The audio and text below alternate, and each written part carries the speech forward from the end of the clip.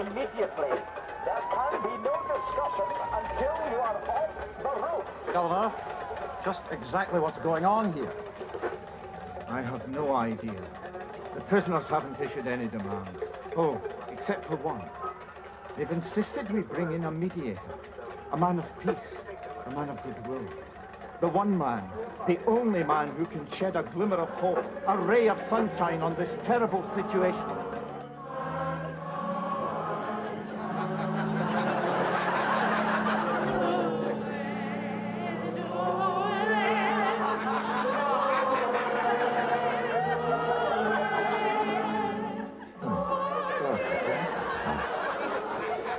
Whoever told her she could sing deserves a medal. Posthumous.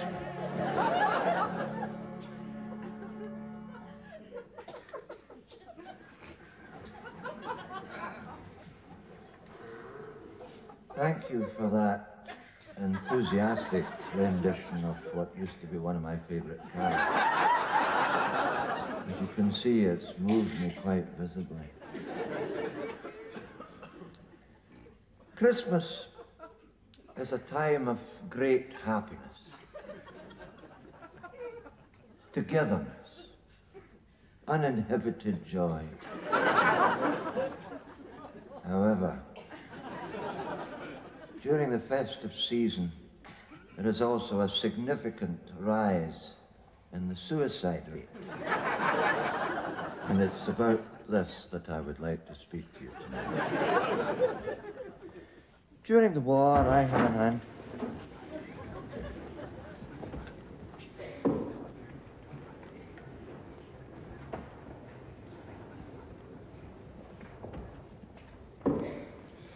Reverend, there's been a riot at the prison. The governor needs your help.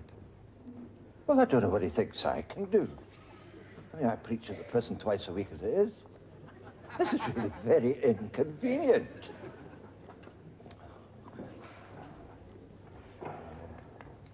Mr. Bumley, would you be so good as to dismiss the congregation?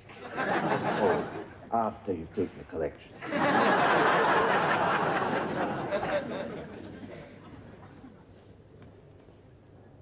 What's going on here? The police have come for the Rev IM Jolly. About time, too. They're taking him to Sodall prison. Aye, well, I hope they throw away the key.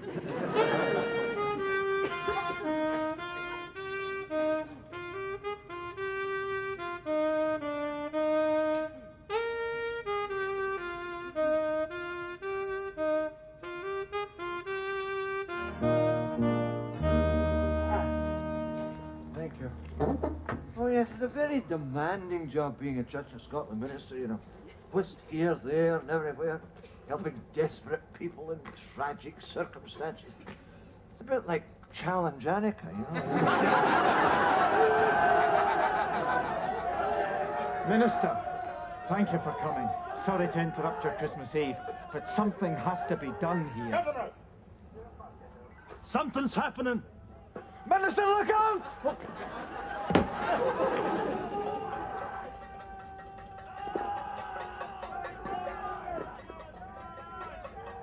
Dr. Reese. That should have had my eye out!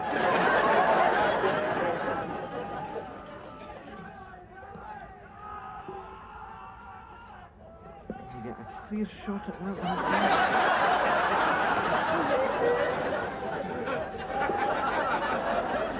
Minister, we've asked for a loud hailer. I want to speak to you.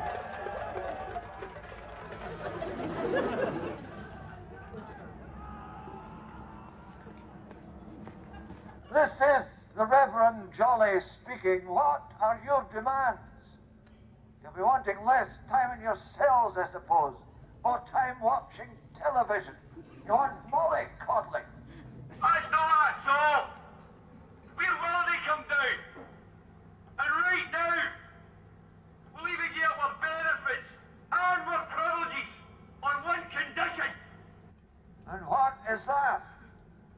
That you promise not to come back to this prison and beat them. You two-faced miserable scunner!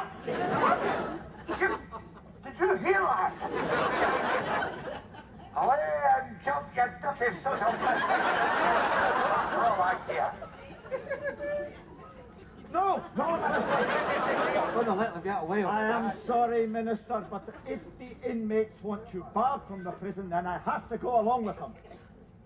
They've got my assistant governor up there. You mean they're taking a hostage? No, he just happens to agree with them. Well, maybe I did get a bit carried away back there. I know our Saviour said, let him who is without sin cast the first stone, but he didn't have that kind of provocation to deal with. I've known those thugs up there since they were first offenders. Half of them were in my Sunday school. 2 of the lifers were in my BB company. Those men owe everything they have to me. I made them what they are today, and that's all the fact. Never mind, Mr. J. Look on the bright side. It'll give you more time to spend at home with your wife.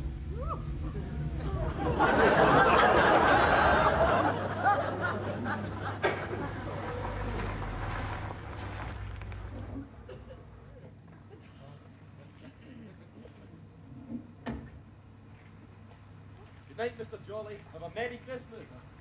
Merry Christmas, you'll be lucky. Chestnuts roasting in an open fire. Jack Frost nipping at your nose. That's what Christmas is all about. Blunt nuts and frostbite.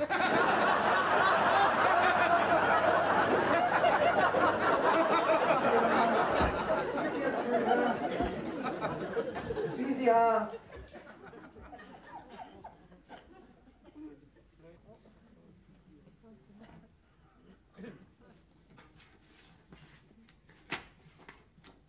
Dear Mr. Jolly, my wife was always a rather formal woman. I have left you. I've left you. There is a God. I have left you this note because I'm spending Christmas and the New Year with my mother. She has a badly twisted ankle. I'm not surprised. A woman of her age has no business bungee jumping. Please try to survive on your own. Yours faithfully, Ephesia. She talks to me as if I was incompetent, incapable of coping on my own in my own home. Well, that's right for the bin. The bin.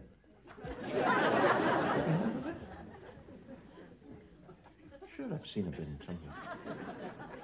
Oh.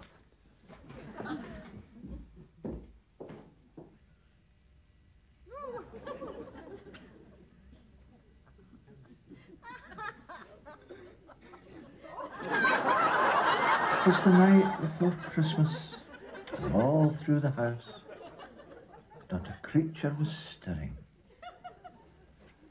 except a wee grouse. When Ephesia's away, I just go wild.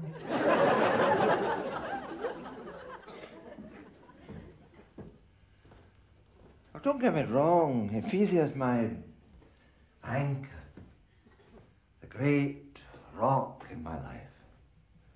At least that's what it feels like lying beside her in bed at night.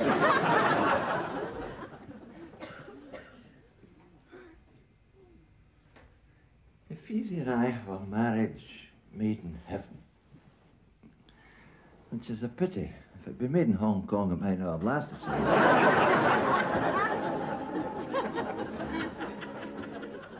Just listen to that.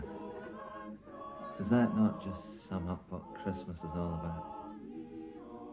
A few well-intentioned, charitable souls standing out there in the cold, singing their hearts out, while the rest of us sit warm and snug in our own wee houses, pretending we're not in.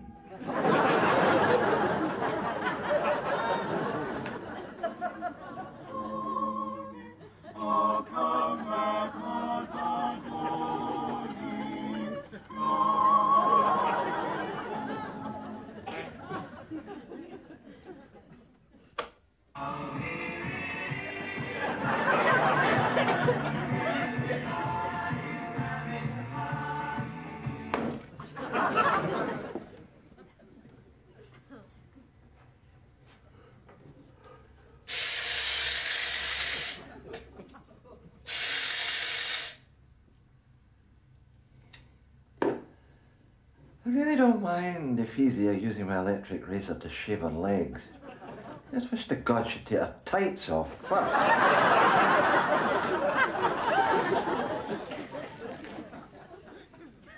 Well, my good lady has excelled herself in my Christmas present this year. Just what I needed. A tie pin. Of course, to most people, Christmas is just tinsel and trees and paper hats and presents, but to a man of the cloth like myself, it means much more than that. It means a whole lot of unpaid overtime to start with.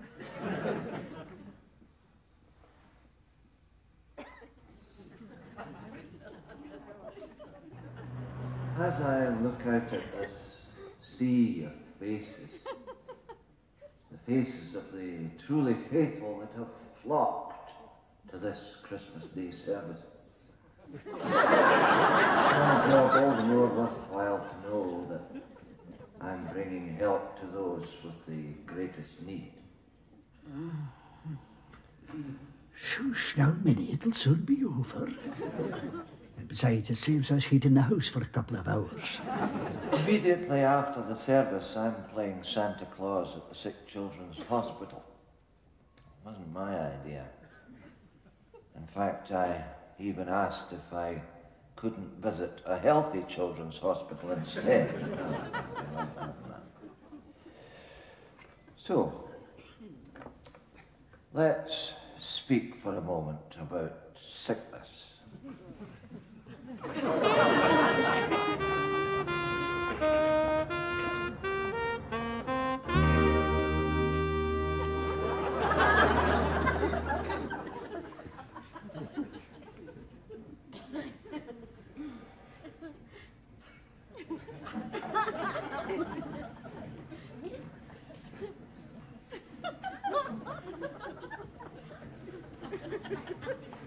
Oh, Minister. Oh, I can't begin to tell you how much the children are looking forward to your visit. Maybe so. You feel all right, Charlie, you know. See, when I was a boy, all I ever got in my stocking was an orange, a conker, and sometimes a bar of chocolate. And I was absolutely delighted with that. Nowadays, kids are just spoiled. What with computer games, mountain bikes, portable CD players. If you ask any parent what Christmas is really about, and they'll tell you it's about 700 quid a head. Speaking for yourself, you're sad it's all come to this. Oh, no. Speaking for myself, I'm sad it's all come too late for me.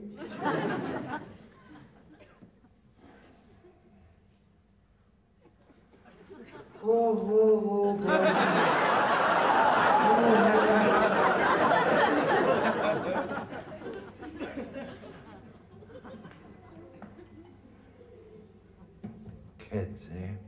They really make Christmas special, don't they? Just to see their wee faces there really quite made my day.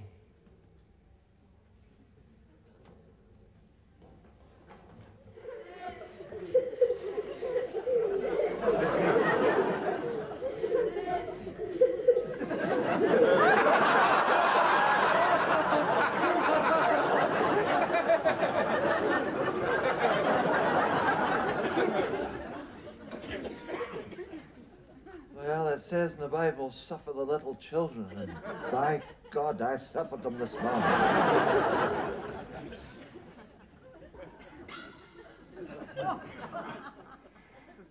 Now it looks as though Christmas dinner will take a fair bit of suffering too.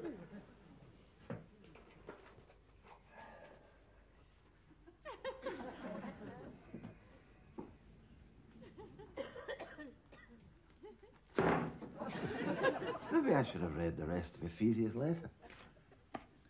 P.S. Your dinner is in the freezer.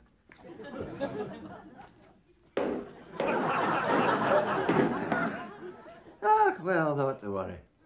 Probably defrost in time for next bloody Christmas.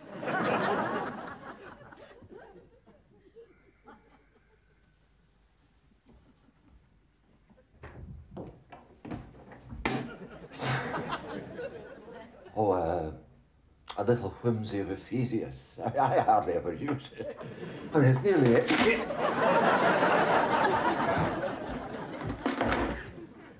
How did it get so bloody heavy?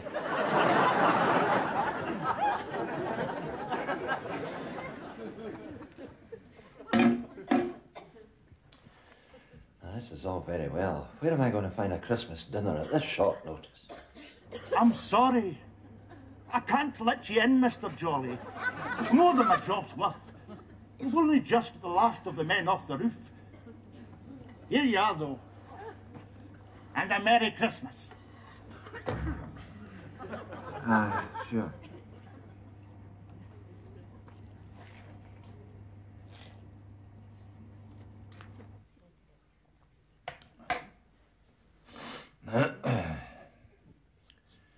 Well, having tasted their food, I'm surprised the prisoners stayed up on the roof so long.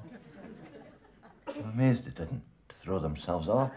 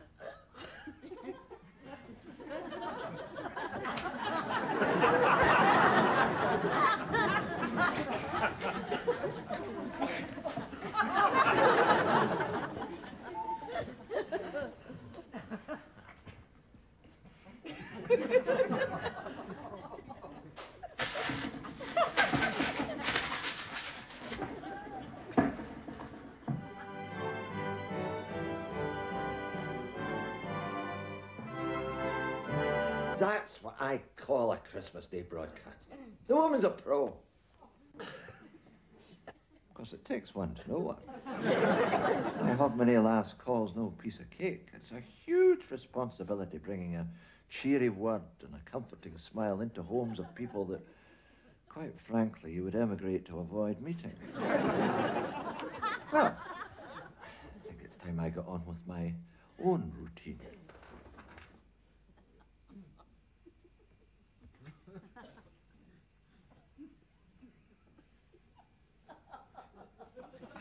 Where else would a minister seek inspiration but from the good book? It's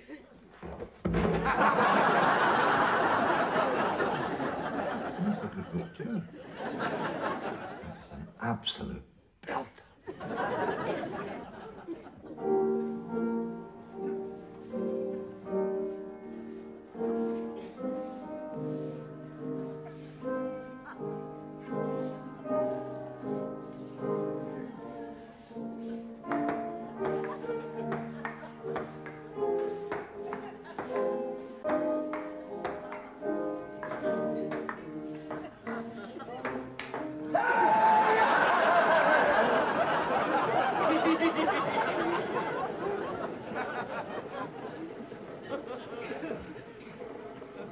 '66, all you geriatrics. Right, geriatrics, 6'6".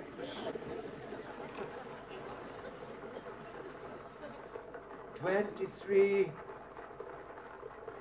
R.I.P. R.I.P. 2-3.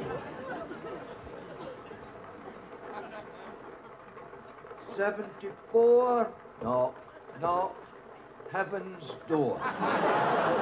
That's 74, knock, heaven's door.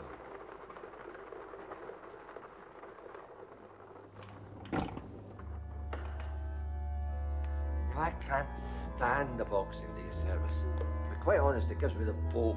I know we get a good enough turnout, but everybody's got a Christmas present they want to show off.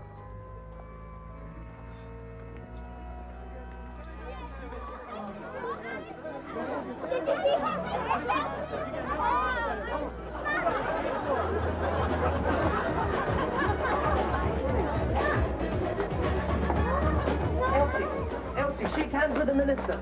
Shake hands with the minister. Don't look at the camcorder. Smile, minister. Smile.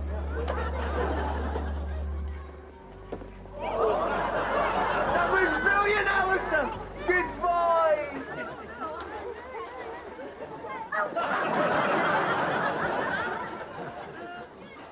What do you think, minister?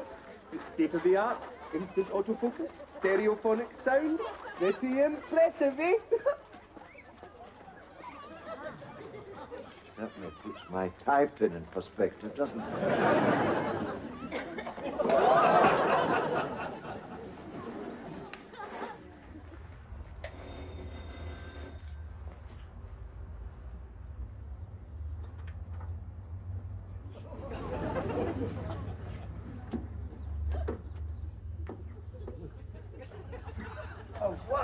What is it now? I'm trying to cook dinner here.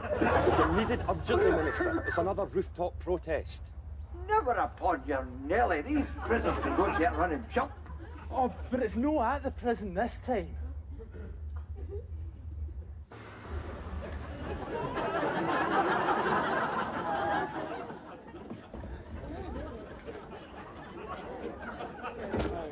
We're not coming down until the minister leaves us alone. We don't want him calling the bingo numbers anymore. You'll have to go along with them, Minister. We've got to get them down. I quite agree. One of them could get hurt. Never mind about that. One of them could damage the roof.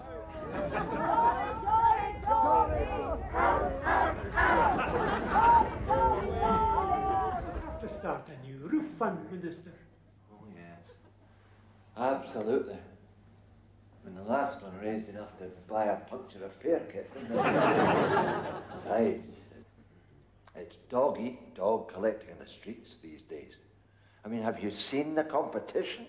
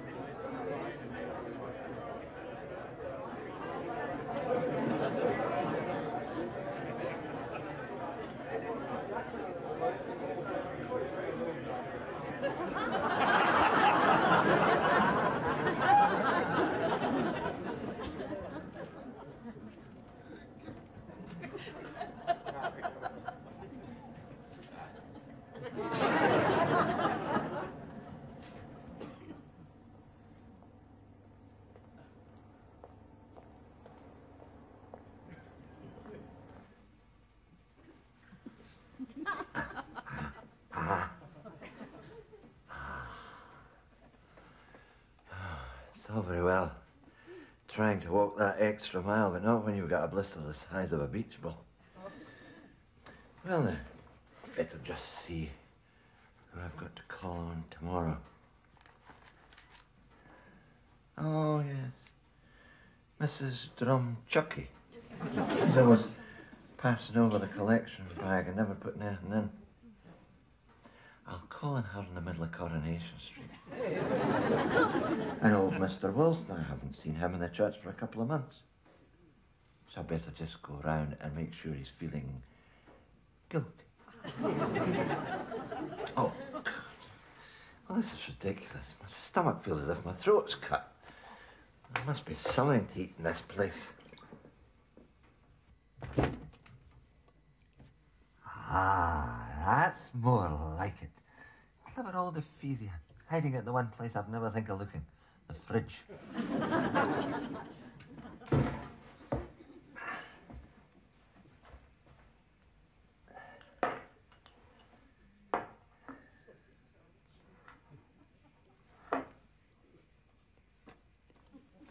Oh, that's better. This is really quite edible. She makes a mean Christmas pudding, does Ophelia. Got plenty of nuts, raisins, we spot brandy.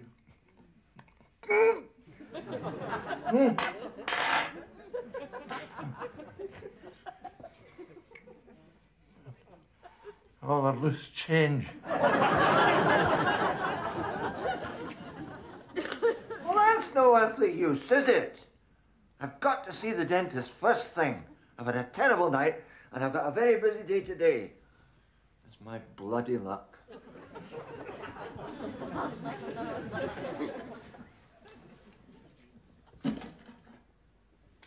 What?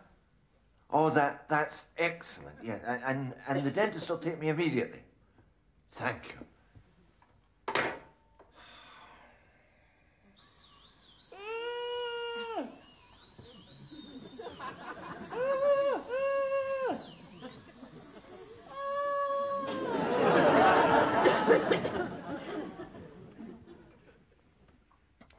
Ladies and gentlemen, maybe a wee prayer would help to comfort us.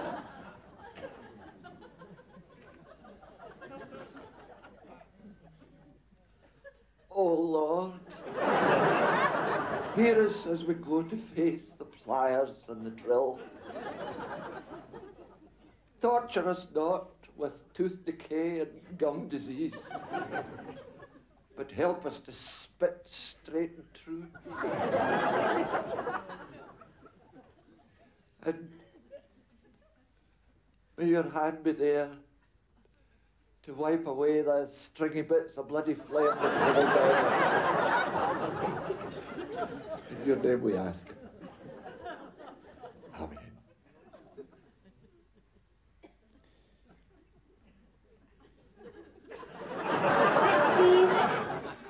That seems to be you, Minister. What, me? Aye, you. Oh, surely not. I mean, there must be someone else. You'll be fine. What about women and children first? Little boys and girls.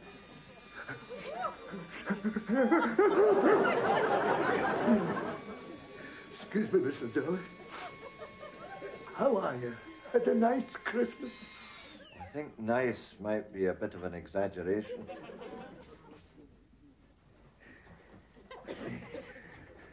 Let's have a look then, shall we?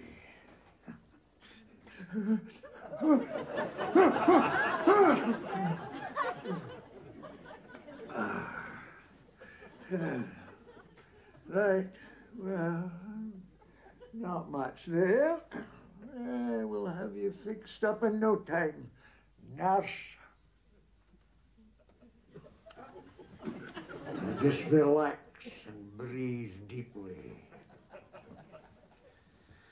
The minister hates needles, always has. So he gets gas for a filling? Oh, no. The gas just knocks him out long enough for me to give him an injection.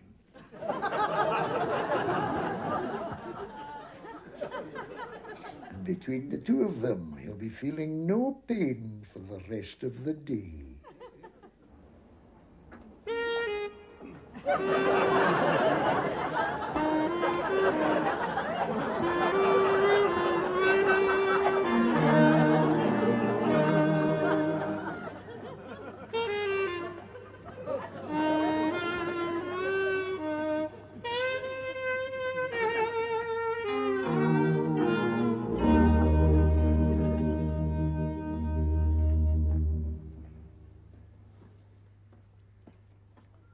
I'm visiting a woman, a nice wee woman, recently bereaved, lost her husband in tragic circumstances. He died. Can't get much more tragic than that. Now, the thing about these visits is tact, right? Tact. You've got to have it's sensitivity. And above all, respect. Hello! Open up! It's me, the minister!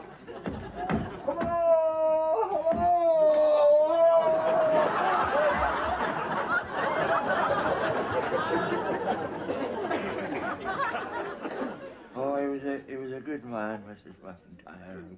A good man. A helpful man, you said, yeah. Always was.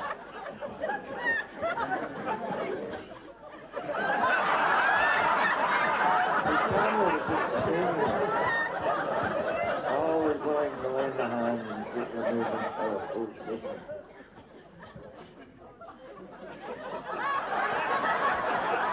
Don't you worry. We'll give him a lovely send-off tomorrow. I do a nice we do. I do a nice we do. Which reminds me, have you got that list of his favourite hymns I asked you for?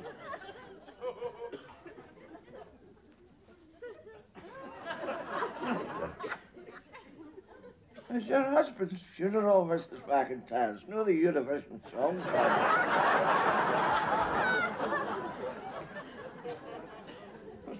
Maybe we could do a wee medley, a nice wee medley. A nice wee medley. You leave it to me.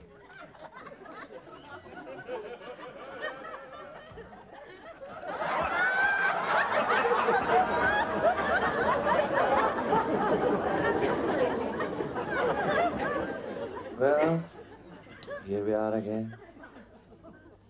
At another funeral. Another melancholy, painful occasion. It's moments like these that remind me why I got into the ministry in the first place.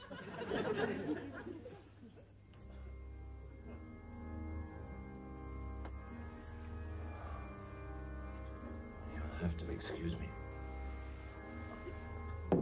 They're playing my song. As we say farewell to Johnny, husband, father, pigeon fancier, poker, unfrocked mason, let us not overly grieve.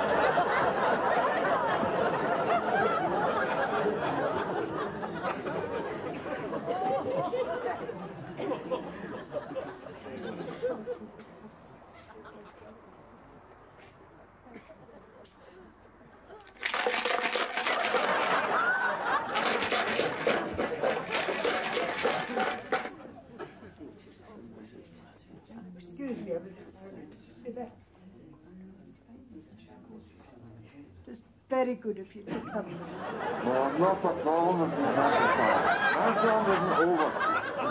You're foolish, and you're famished, and you're starved. The whole agreement. A drink, Minister. Oh, no, no. Oh, well.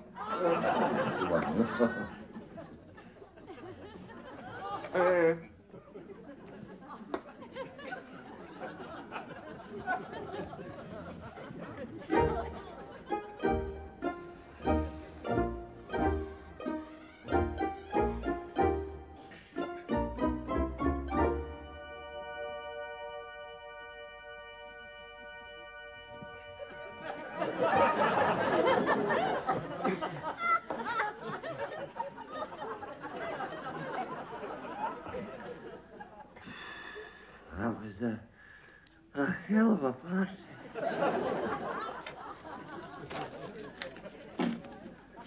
Turns out Geordie wasn't the most popular man after all. That's the first funeral I've ever been at where they broke out the champagne and then they went to a disco.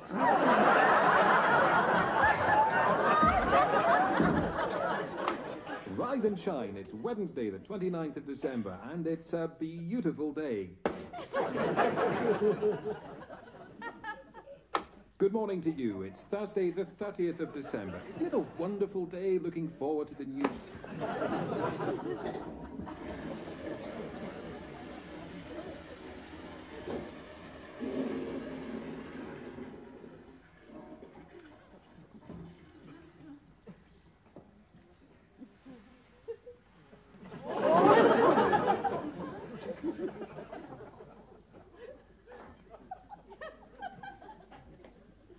Sorry about that. I've just cast my breakfast upon the water.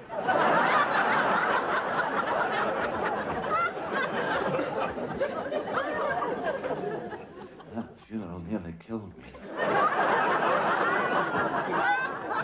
God, he wasn't the only one to get carried away. So I put yesterday aside for a day of quiet contemplation and prayer. Mostly prayer. But now I've got to finish a little bit of writing.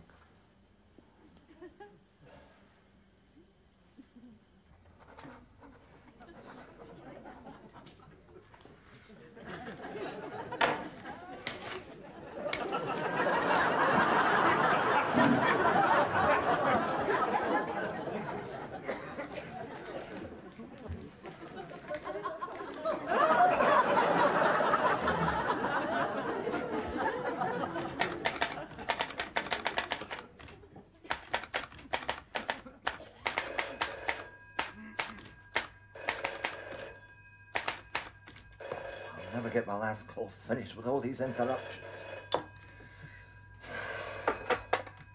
Hello, Samaritans, how can I help you?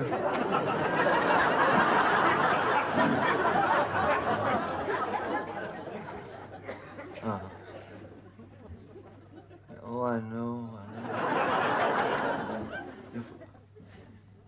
You feel depressed and completely without hope. Oh, so do I. What do you think's happening to us? Well, I mean, it's just been one thing after another this last week. I mean, it all began. He's sitting down. It all began when I was called to the prison, you see, and we're all rioting because they didn't want me anymore. And I have my own congregation. They didn't. Well, I'm upset. Yes, I'm sorry. Yes, you're absolutely right. Yes, I will try to pull myself together. Yes. Yes. Thank you so much for phoning. Bye bye. What a nice man.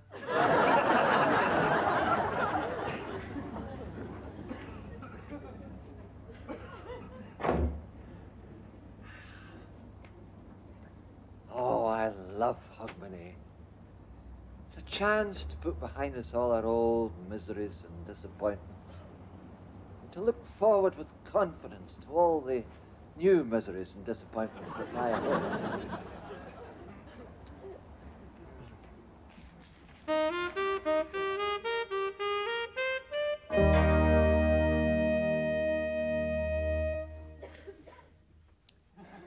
Well, at least there's been one bit of good news. It seems we've got the money to repair the church roof after all.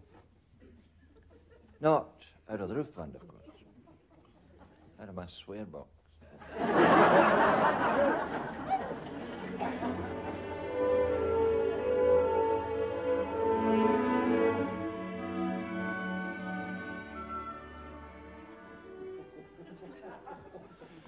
Hello. Well, here we are again, eh? Doesn't time fly when you're excruciatingly happy? What a year I've had. Honestly, what's his name? God.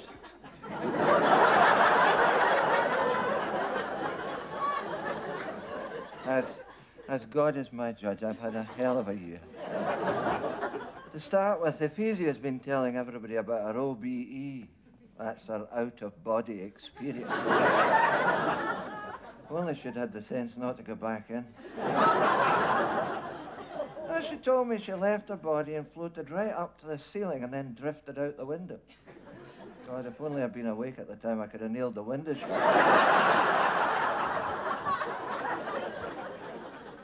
Mind you, I had a strange experience myself.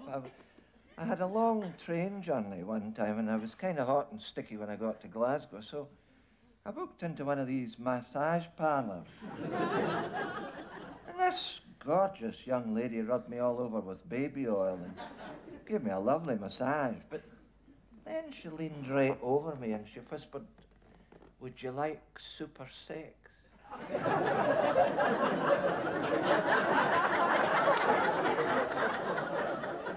Oh, I said, if it's all the same to you, I'll have the soup.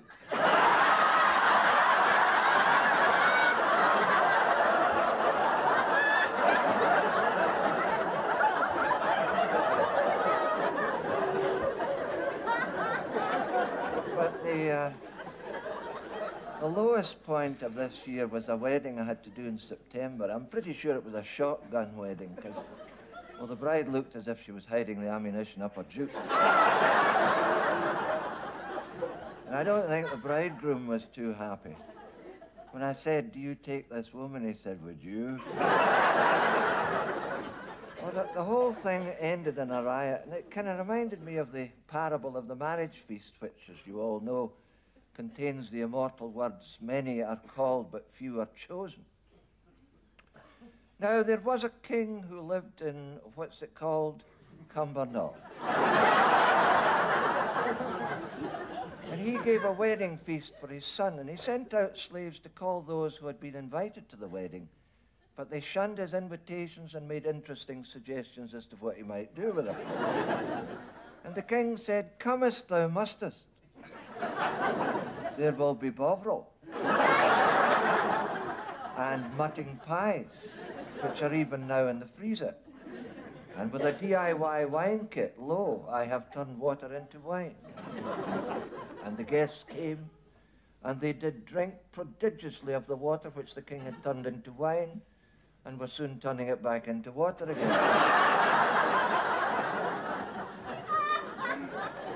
And while they stuffed their faces with pies and bovril, a musician played the piano unto them.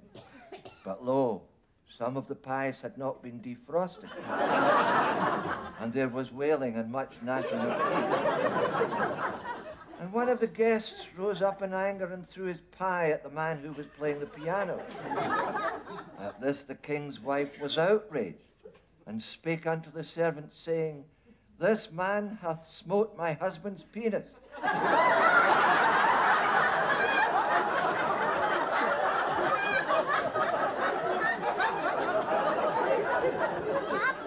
The blame is thine, for thou heated not the pies, which is why many were called and two were frozen.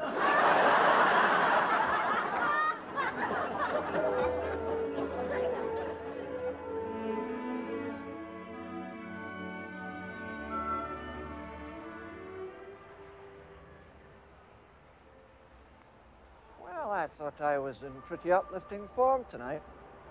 A rattling good performance like that absolutely sets me up for the next 12 months. I feel spiritually resuscitated, ready to face the world and spread the word of joy. Oh, by the way, may I wish you all a very happy and a very bright New Year. Good night. Oh! Oh, sorry, was that me? Did I kick a cud or something? Oh, no, I tell you what, they're maybe like the fairy lights, you know, when there's a loose bulb. I'll just try a couple.